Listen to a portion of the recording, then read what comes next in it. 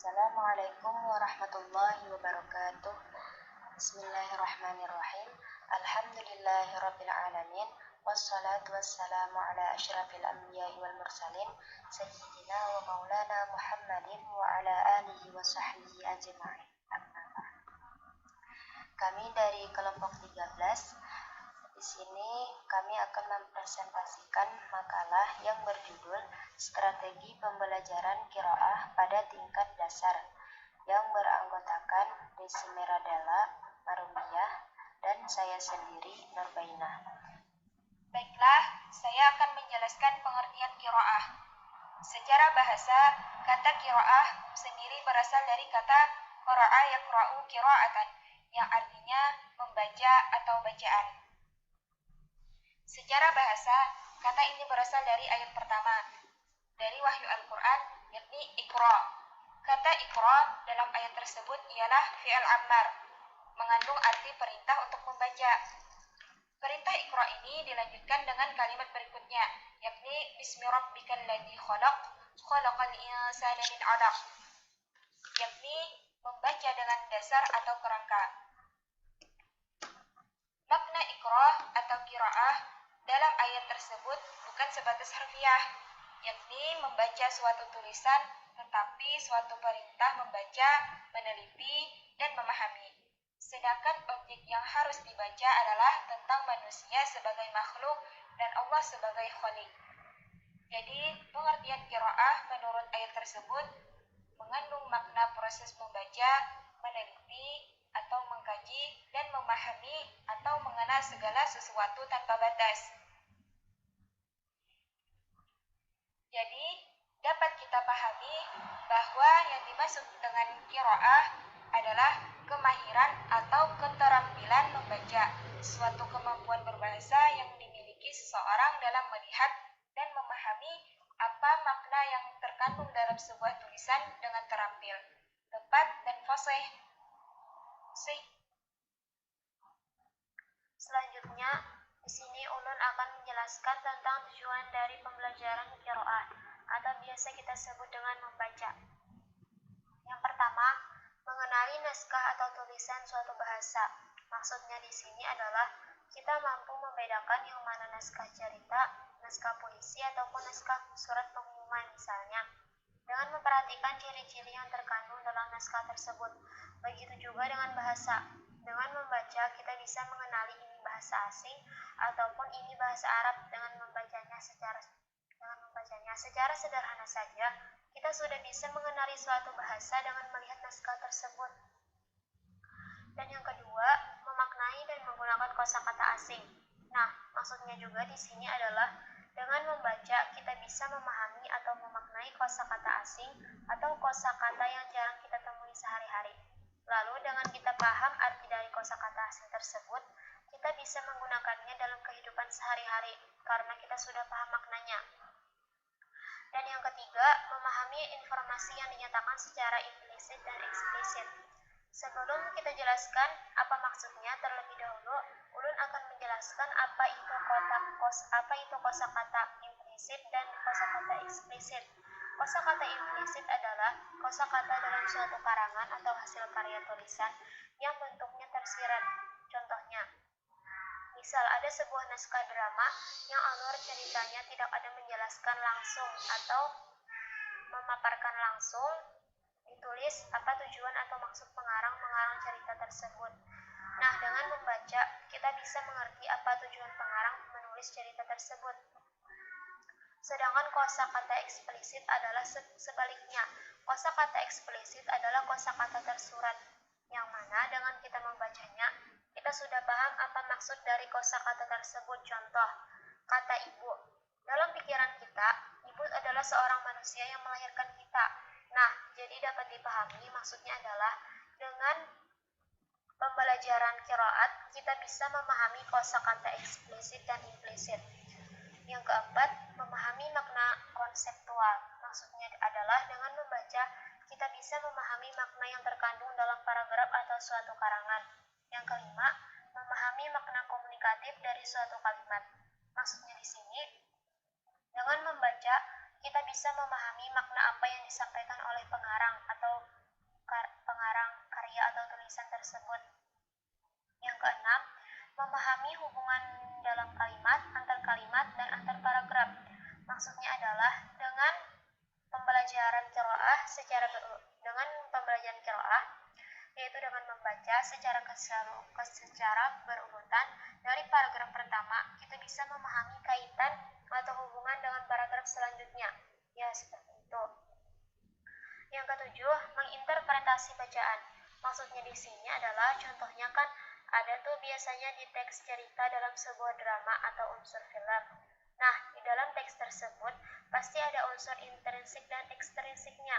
Dengan membaca kita bisa mengetahui atau menganalisis atau menginterpretasi alur ceritanya beserta unsur-unsurnya tersebut. Selanjutnya yang kedelapan, mengidentifikasi informasi penting dalam suatu bacaan. Yang kesembilan, membedakan gagasan utama dan gagasan penunjang dengan membaca. Dengan membaca kita bisa membedakan yang mana gagasan utama, atau gagasan utama ini bisa juga kita sebut dengan ide pokok dari suatu paragraf tersebut. Dan yang terakhir ke-10, menentukan hal-hal penting untuk dijadikan rangkuman. Selanjutnya, strategi pembelajaran qiraah. Secara umum, strategi pembelajaran qiraah terbagi menjadi dua, yaitu strategi dengan lantang dan strategi garis kosong besar. Yang pertama, strategi bacaan dengan lantang. Strategi ini bertujuan agar siswa mampu melatih kemampuan dalam bentuk bunyi dan huruf bahasa Arab, ketepatan intonasi ataupun irama, dan kelancaran dalam membaca. Langkah-langkah yang digunakan adalah guru memulai pelajaran dengan memberikan contoh qiraah jariyah dengan benar dan diikuti oleh siswa dengan melihat teks. Kemudian siswa menirukan bacaan guru.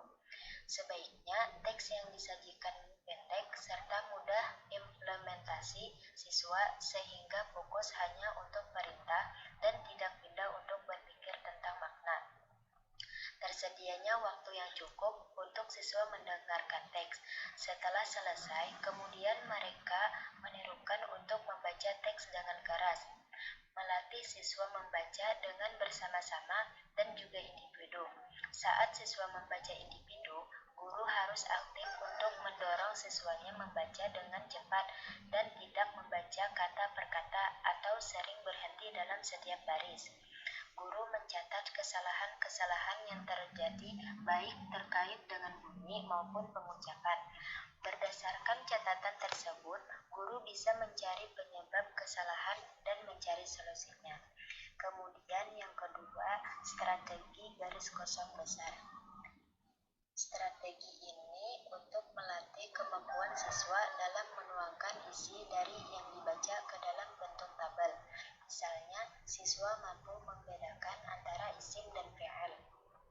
Langkah-langkahnya adalah memilih bacaan sesuai topik bahasan yang telah ditentukan, menyiapkan bentuk tabel yang akan dijelaskan kepada siswa, membagikan bacaan kepada masing-masing siswa, kemudian menyuruh untuk membaca secara seksama, meminta agar siswa untuk mengisi tabel yang telah dipersiapkan, meminta pada siswa untuk bergabung dengan siswa sebelahnya, kemudian mendiskusikan hasil kerja mereka, menyuruh siswa untuk melakukan presentasi dari hasil diskusi tersebut, memberikan klarifikasi terhadap hasil kerja siswa agar tidak terjadi kesalahpahaman.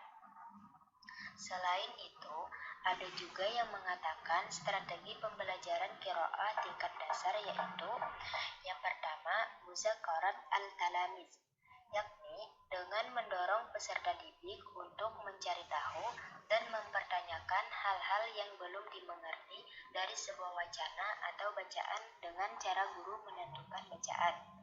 Guru memberikan kesempatan antara 5-10 menit untuk mempelajari teks. Setelah itu, peserta didik mengajukan pertanyaan kepada yang lain. Kemudian, guru menjelaskan isi teks. Yang kedua, akhziyat al-nas, yakni dengan membagi peserta didik beberapa kelompok. Setiap kelompok diminta mengambil topik yang terdapat dalam setiap alinea.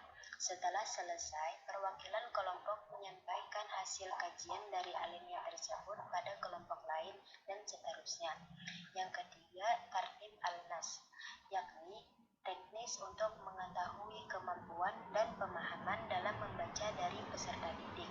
Langkahnya adalah peserta didik dibagi dalam beberapa kelompok.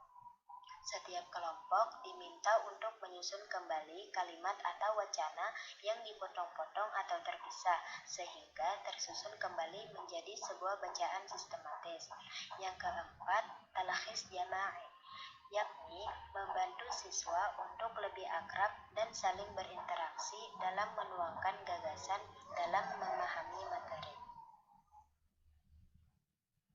Kesimpulannya adalah qiraah adalah kemahiran atau keterampilan membaca suatu kemampuan berbahasa yang dimiliki seseorang dalam melihat dan memahami apa makna yang terkandung dalam sebuah tulisan dengan terampil, tepat, dan fasih, sehingga pesan apa yang ingin disampaikan penulis melalui tulisannya dapat ditangkap dan dipahami maknanya oleh si pembaca baik dan tepat.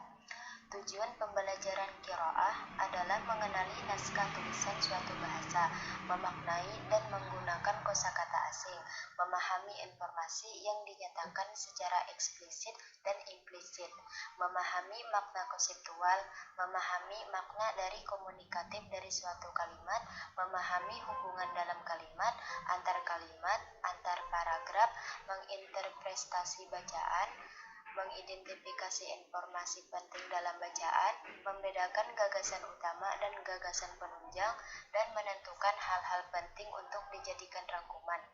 Adapun strategi pembelajaran yang digunakan dalam pembelajaran qiraah yaitu secara umum adalah strategi bacaan dengan lantang dan strategi kosong garis besar.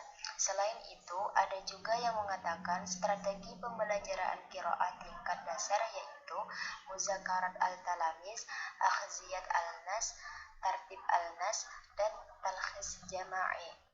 Sekian presentasi dari kami. Wassalamualaikum warahmatullahi wabarakatuh.